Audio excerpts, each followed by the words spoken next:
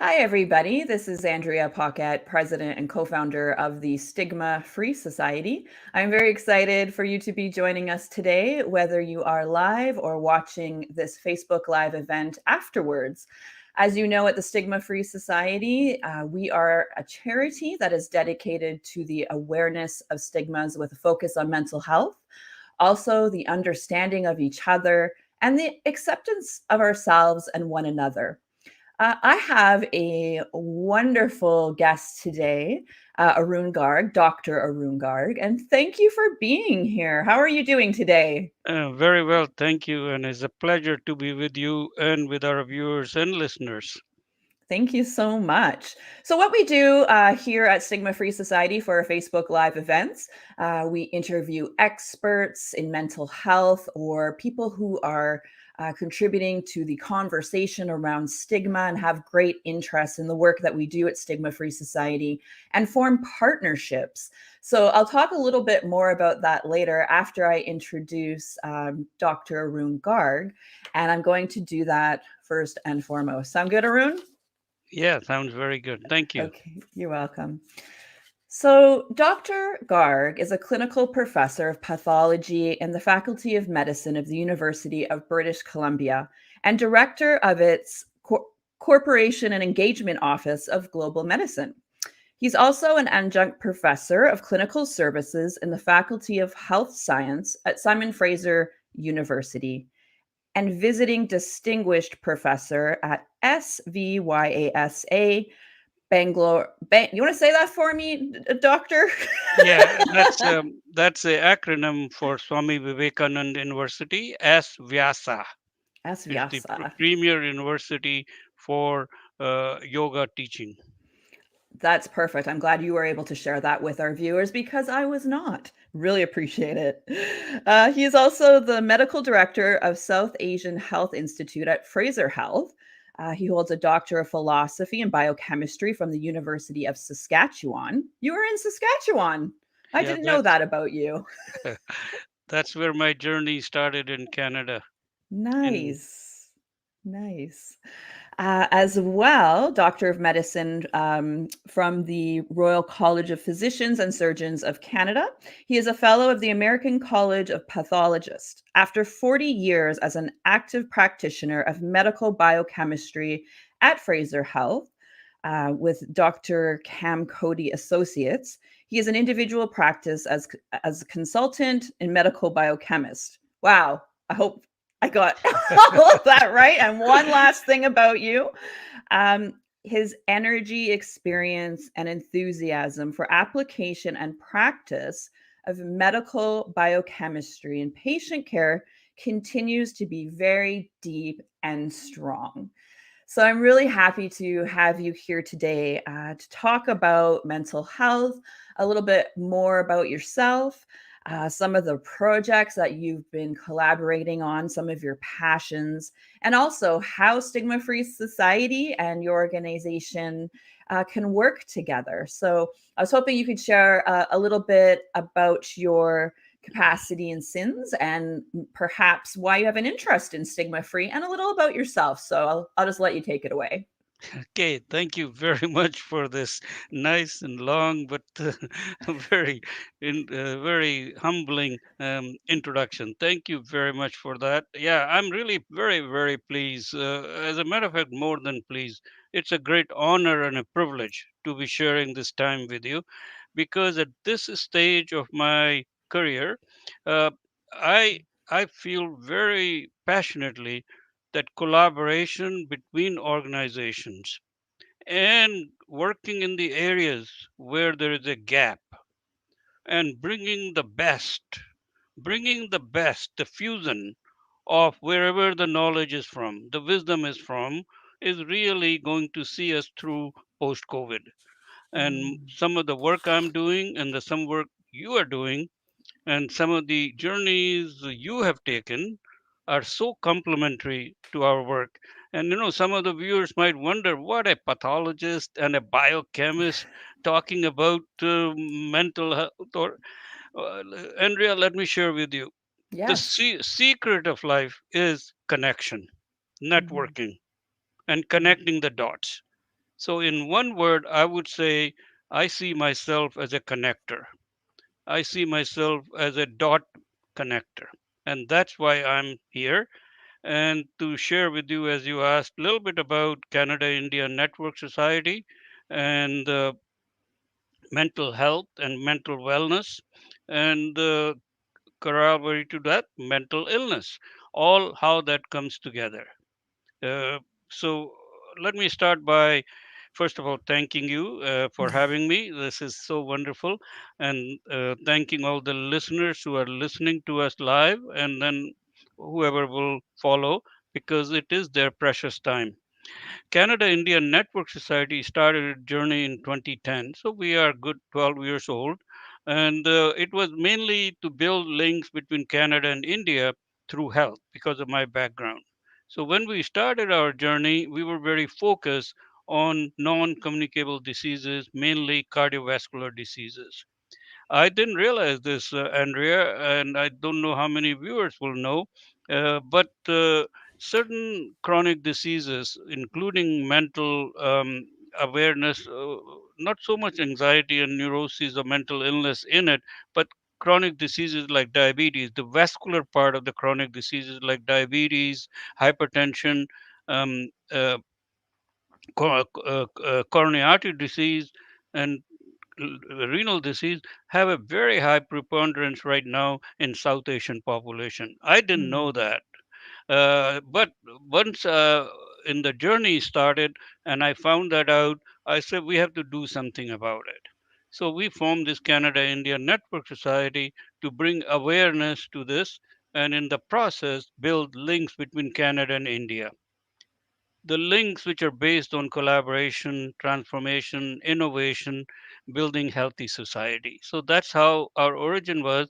And as we progress in last 10 years, we got deeper and deeper and more focused on what can we contribute. No Mhm. point of undertaking projects where a lot of people are already contributing and contributing significantly, because we believe in collaboration and we believe in adding value. So in this journey, we found two areas, and which is how we got connected with you because of that focus. So in these two areas, where one is for India, it's a Canada India, so we have collaboration and relationship in both countries.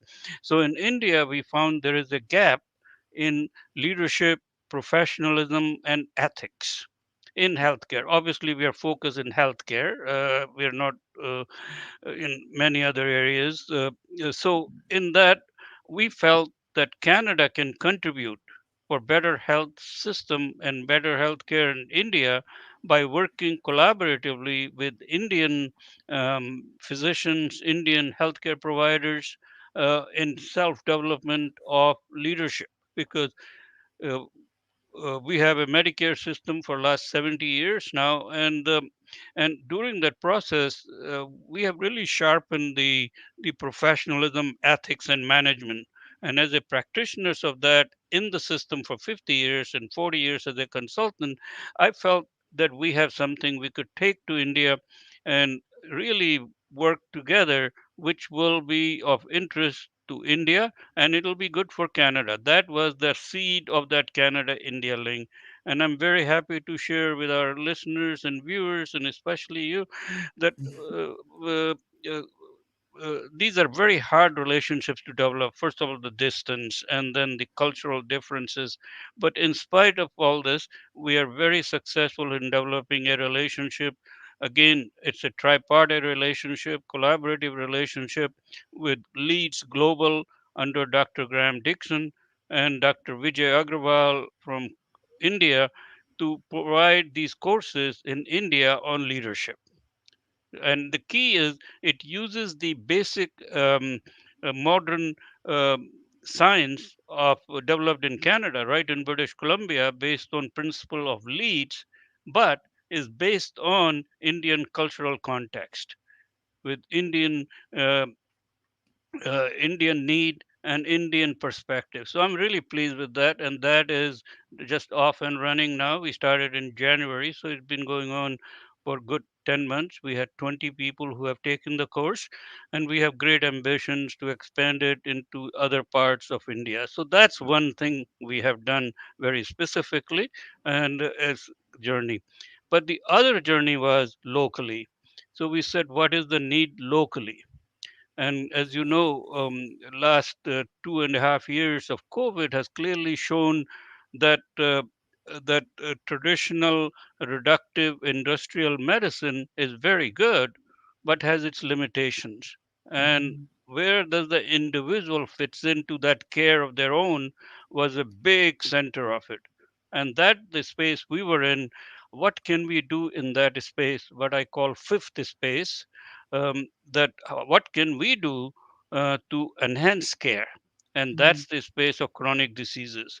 At one time it was called non-communicable chronic diseases, but with COVID, I think everything is aboard, and the conditions I'm talking about are like hypertension, anxiety, depression, chronic diseases like renal disease, heart disease, and most and biggest one is diabetes.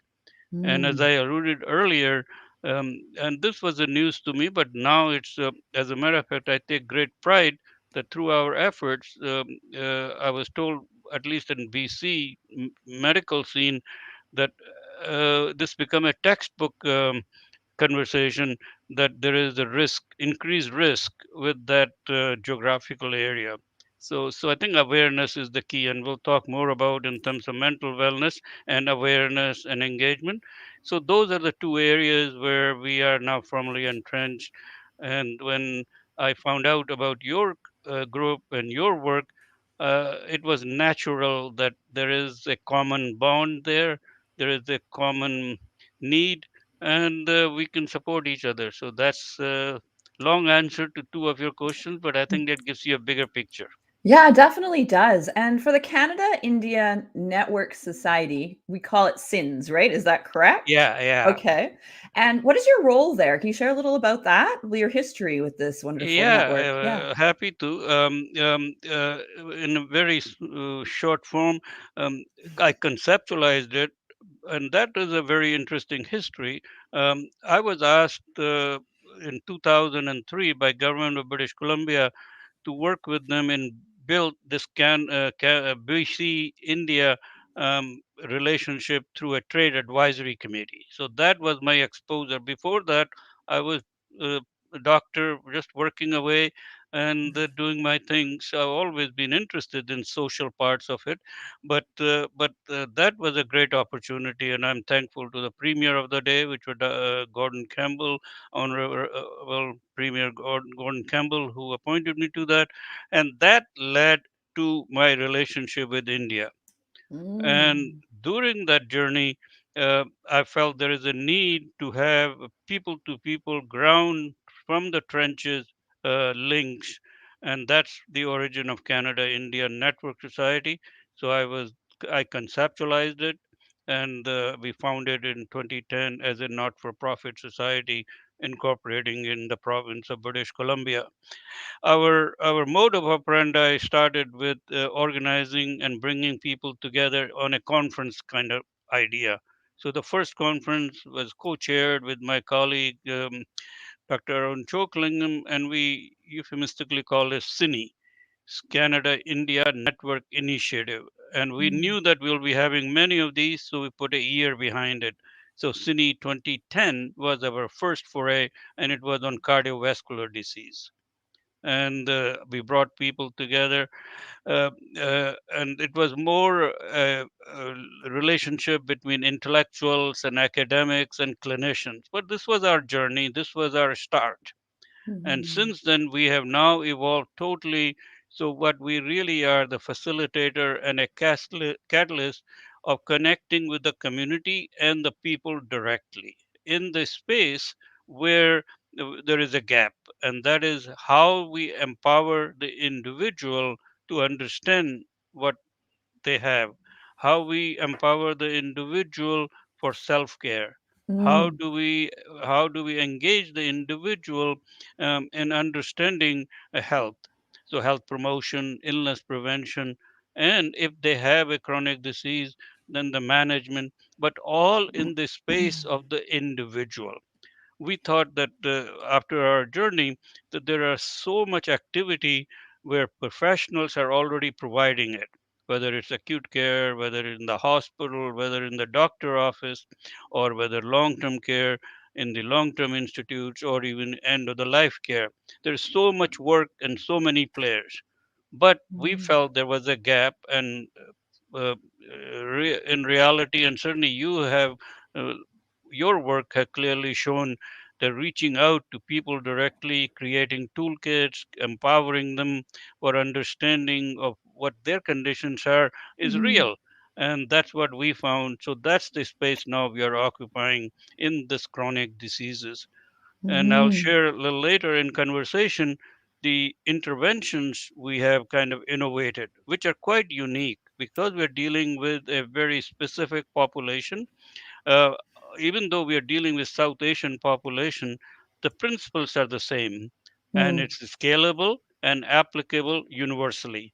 The key is you have to have cultural sensitivity and safety and trust, Yeah. because health is a very personal and emotional issue, especially when it comes to engagement and self-care in that fifth space.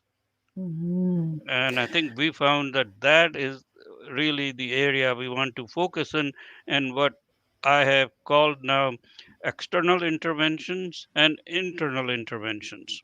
So Yeah. external interventions are which somebody does to you, which is all these other spaces. Very important, very critical. We need it. But through internal interventions of empowerment, you become a better person. You engage more in your own care, and through that you're healthy. So that's the space we are, and that's where the work is.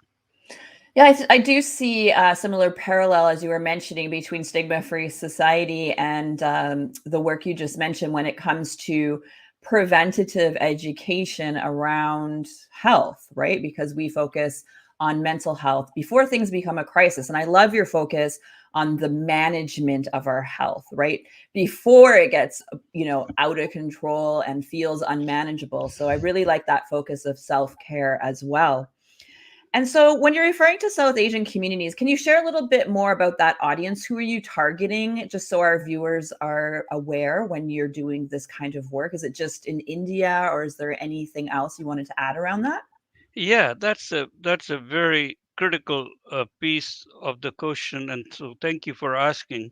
Um, um, Obviously, as I said, uh, we there is no exclusion, and we are really working universally with everybody, or the everything we do is for everybody. So it's not Mm, like a bunch of people focusing on one area. That will be just so counterproductive, and that's just not our thinking. However, there is so much to do, so you have to focus. And mm, because of our primary focus is Canada and India, that we focusing on population of heritage in India. mhm, However, the prevalence of some of these diseases I was sharing with you, uh, the heritage of broader South Asia, because it gets into the epigenetics and the social structure, and it gets very fascinating in terms of COVID and what COVID has shown, in terms of what it does and how it signals what your makeup is. So this is quite practical and quite pertinent. But South Asia is really the whole South Asia peninsula as a subcontinent. So what mhm, we that's just too big for us. So our focus is India, and even in India, mostly the population which is higher prevalence in British Columbia, so from northern India, but South India. But just for our listeners, South Asia is a term emerging more and more as people are becoming more aware that the health and other things have a geographical background or geographical links. So you will hear terms like East Asia, Southeast Asia, West Asia, South Asia, Central Asia. Europe, Eastern Europe, Western Europe, Africa, South America, North, and I think that's practical. So Hmm. South Asia are the countries like Afghanistan, Pakistan, India, Bangladesh, Nepal, Bhutan, Mauritius, Sri Lanka. Some people might even include Myanmar in it, but that group of people. But I think Okay. in our context, more important thing to recognize is that you don't have to be coming directly from that part of the world because the migrations have taken places over the years.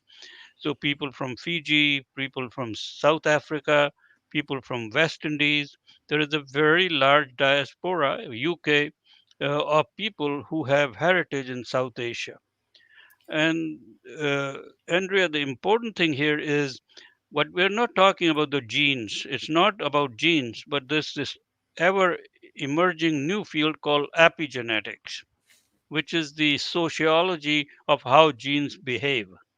And Hmm. that is very much impacted by your social behavior over generation. So it's Hmm. intergenerational. So this does play out in the cultural context and it plays out in the health context. And so that's what we are talking about. Okay, perfect. Thank you, doctor, for clarifying that. And speaking, of South Asian communities and having clarified the audience, like, do these communities face specific mental health challenges or facing stigma? Like, what is the unique issues that they're facing that could be unique to that audience Y- and population? Yeah, I think though more you dig, more you find, and we haven't found yet. But like for example, diabetes and coronary artery disease, there is a very strong evidence that there is a higher preponderance of some of those diseases in this Mm, population.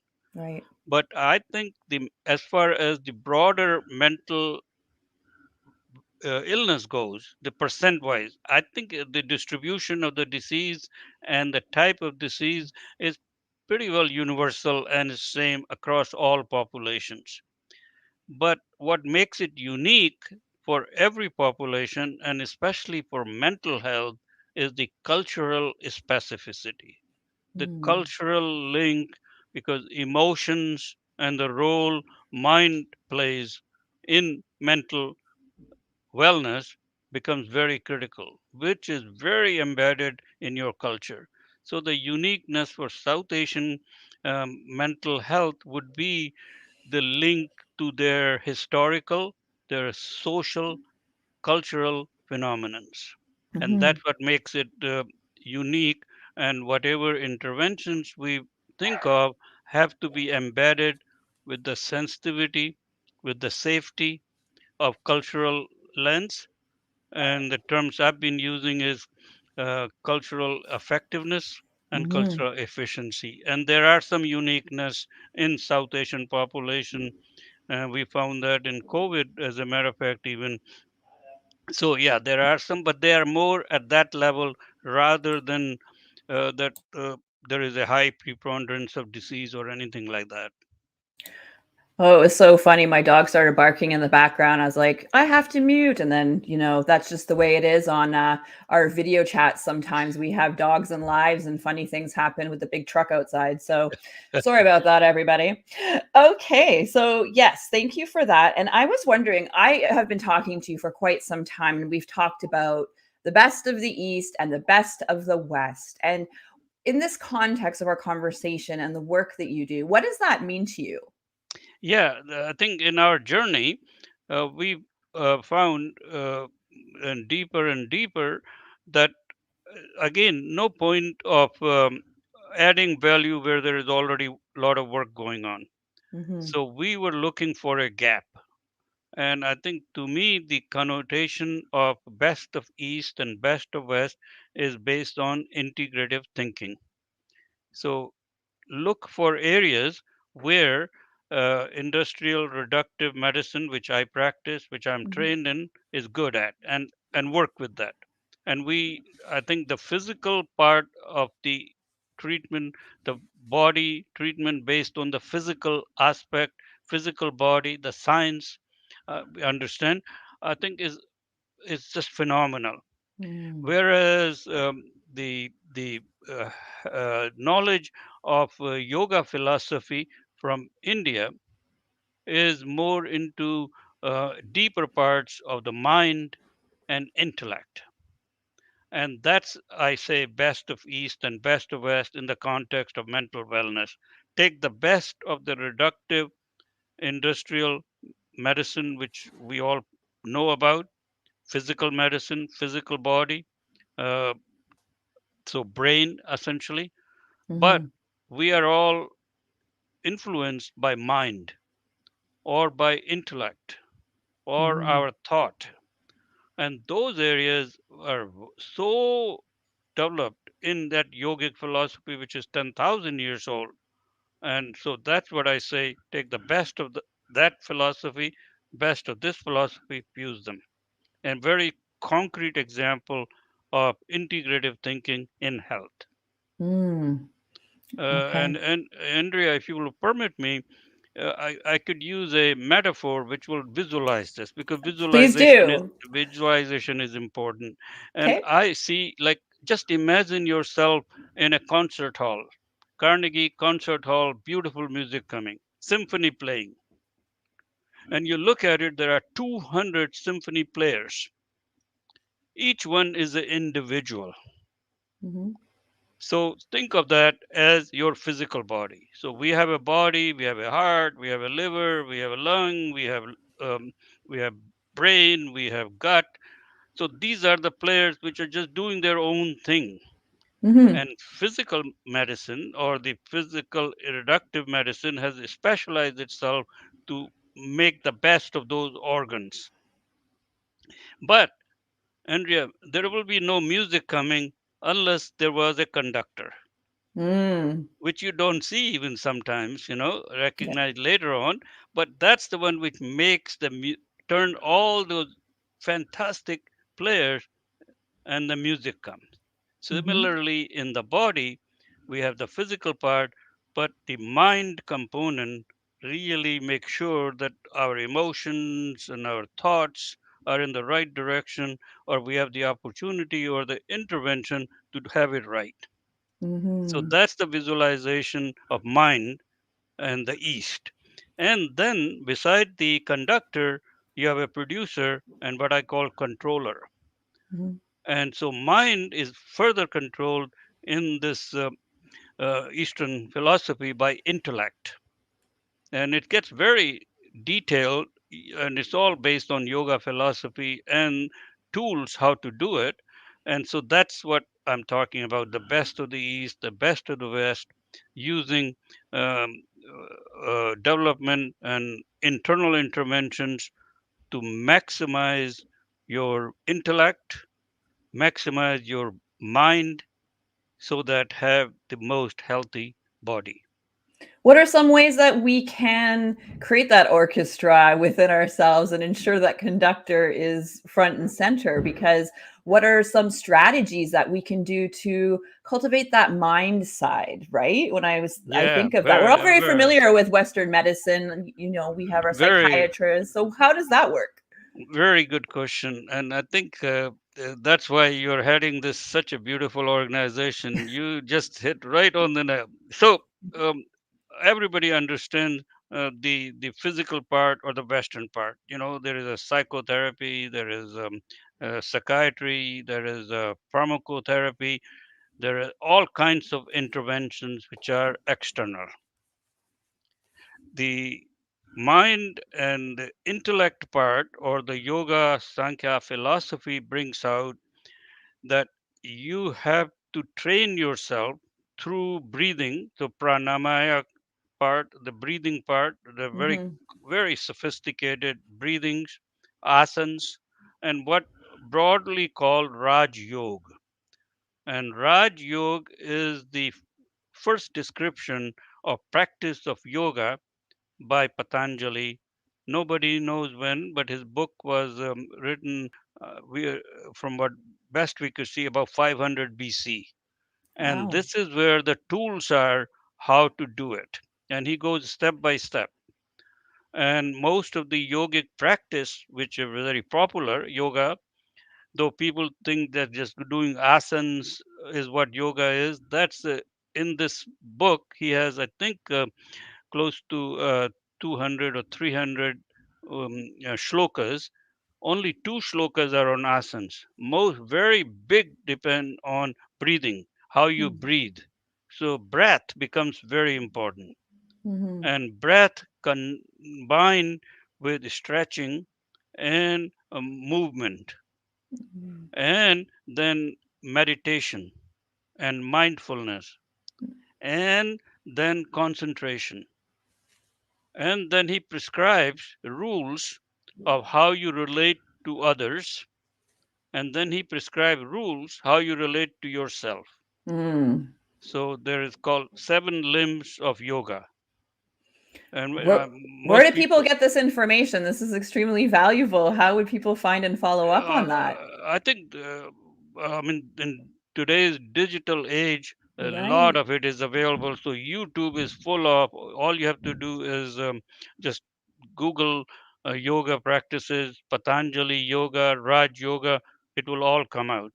Nice. And even our local studios, that's how they start.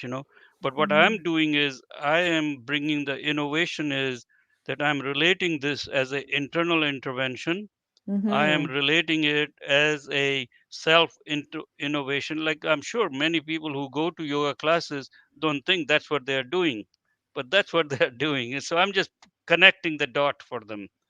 But Right. the especially in Vancouver, there is so much knowledge available, and uh, CINS organizes conferences and roundtables, and these are open for public. Our next big event coming up in June is on women's health. So they will be advertised, and people will be, and it will be free of charge, most probably Zoom, where we will be talking about women's health in this context. So I think there is a lot of available, but I think important thing here is what we're really talking today is a Yeah. innovation. This Yeah. kind of connections have not been made. So we are Mm-hmm. taking the best of the East, best of the West in the health context, putting industrial reductive medicine, which is second to none in terms of physical body, relating it to mind and intellect. Perfect. Amazing, doctor. Yes, I'm glad you mentioned the event. I was going to also mention that. We shared it on our social media. So if people want to come to our Instagram page, Stigma Free Society, and also on our Facebook, and we will, if you like, share that again and generate some interest. And so, how can people find out more about the event besides us promoting it? Well, I think we will have it on social media. We will have it on digital media. We haven't. It's still early, Yes. and but because we're focusing on women's health, and we are hoping again. We're very practical. We are not like it's not like an academic conference. So it will Mm-hmm. be a conference where experts will be talking what they are really actually working on, Oh, and perfect. how to lower the burden of trenches in from the trenches. And I'm sure we will have mental health component and people working in that component. Right now cancer is very big, like we're looking for major areas where women's health is important, and some of the areas emerging is cancer, diabetes, mental health, not so much in the sense because but how it relates to sexual health, but also uh, violence and those aspects. So we're just exploring the program, but it'll be very practical and it'll be of great interest. So that will be on Saturday, June 18th, but June 19th will be devoted to integrative thinking and actual experiential of interventions we are talking about. And so we will have some experts leading that. And that will be another place where people will be able to experience the breathing and uh, uh, uh, movements and meditative part of it, and how it all empowers them for that self realization, uh, and overcoming and the internal interventions. Nice. Yeah, practical tools, right? Not just Yeah, talking about it, but yeah, really sure. getting, yeah, into the trenches of it. I like that. Yeah, and I really like your idea of toolkit. So you could just say this will be like a toolkit. Yeah. Eventually, what I'm hoping is that we do create a toolkit with the apps and with the monitoring and the technology, because we Nice. really need to go where the usage is.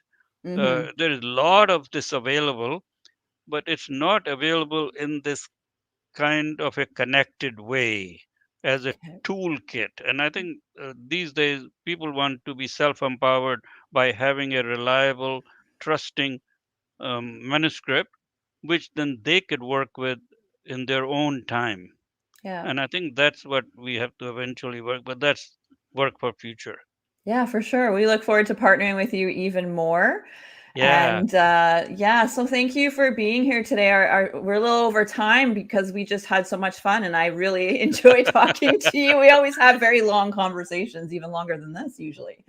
So much appreciated, Doctor. And is there any kind of words of inspiration or hope? Say, like people are struggling here in Canada that are from South Asian communities. Is there a message you would like to get out to them? yeah. Well, thank you very much for allowing that, because we will not be doing justice if we did not raise the major pandemic we are going through and what it has done to the mental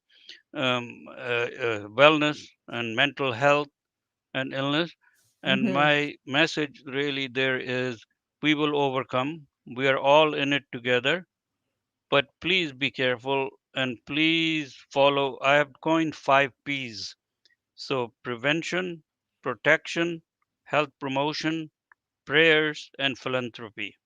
Oh, Uh, so wonderful. yeah, and I think the bonus 6 P is do not panic. So that will be Mm, my message, that using based on those, we will see the end, and we're grateful for all the support we have in the society and all the great work frontline workers have done. So we indebted to that. But I think do not panic, we will overcome, but follow those, and maybe that's a change in your norm. And I think this whole conversation of self realization is a change, mm, and we will be healthier if we empower ourselves, educate ourselves, and engage ourselves in our own health. perfect. All right. Thank you, Doctor. Thank you, everybody, for tuning in today. I also know people will see this after the fact. Please share if any of this interests you. Please do also check out the SIN's website. What is that, Dr. Arun? www dot the thecins.org. So The SIN's. www dot thecins.org. Perfect. Thank you so much for being here today. And thank you to all of you. Please visit the Stigma Free Society website, stigmafreesociety.com, and you will find our programming there, and contact us if you have any questions, comments, or want to connect. So thank you so much, everybody. Thank you again, Dr. Arun, and let's have a wonderful day. Thank Thank you. you. Thank you very much, and good luck, and God bless everyone. Perfect.